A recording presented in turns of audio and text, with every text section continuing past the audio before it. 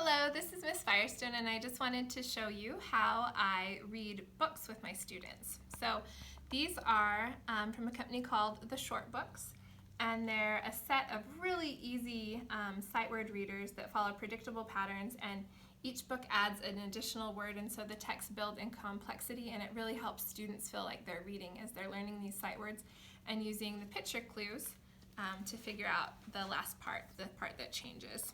So when I hand a student a book, I ask that they use their tracking or their index finger or their magic finger to point to each word. And my expectation is that they don't slide along. I want them to touch each word just once so that I can tell that they're reading with correspondence, just like I would want them to count with correspondence. And as they become more fluent readers, they certainly could just slide along as they're reading to track. But since students that are using these books are in the very emergent stages of reading, I really want to make sure they're not just memorizing the pattern and just sliding their finger. I want to make sure they're really looking at each word. So let's begin. So this is book number 10 in the Short Book Read series.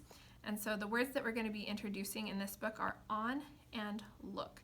And so I'll practice those a few times, and sometimes it helps to screen the words for the students. So I'm saying this is on and this is look.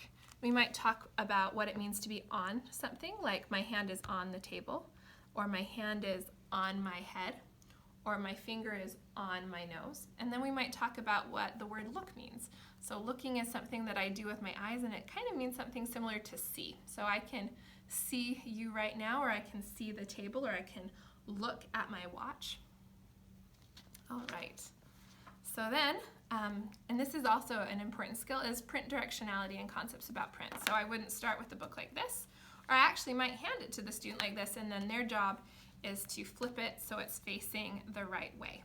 So on and look. And sometimes my student would normally be sitting where the camera is, so I'm going to be pointing from the top, and sometimes I do that as a support for students, so I'm matching their pointing and kind of modeling that point for them. But if they're independent, then I let them do the tracking all by themselves. So we've got on and look. So then I explain this is the title page, so it has the title again, and the words are on and look.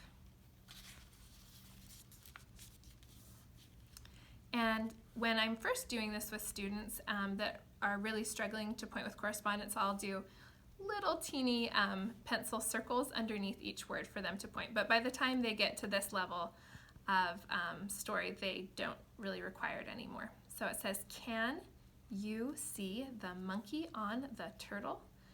And then we might have a little conversation about, oh, no, I've never seen a monkey riding a turtle. That's kind of silly. Then we practice flipping to the next page.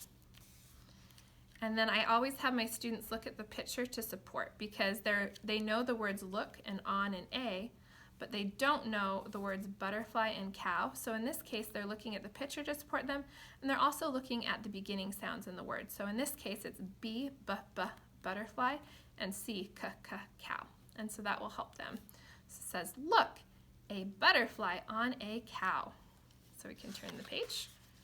And then, looking at the picture again, look, a hot dog on a car. And we might talk about how silly that is, if they like hot dogs, when they had a hot dog last, if they want ketchup or mustard. Turning to the next page. Look and see the hat on the fish. Look. Look, can you see the boy on the slide? Can you see the dog on the slide? So that's the story. And then at the end of these books, it's really helpful because they have the sight words that we've covered so far. So these are words that have been introduced in earlier texts in the series. So then I like to do something that kind of makes it a game for students to practice, where I use my hands and I screen out the other letters. And so I say, oh, what word is this? And my students would say you and at and oh, this is our new word today. Don't let it trick you. The word is look. We've got can and see. And see means something similar to the word look. And on. And that's how I use the red books to support instruction. And I found that they are in most elementary schools' guided reading libraries in our area. So They're a great resource to use, or you can buy them online at their website.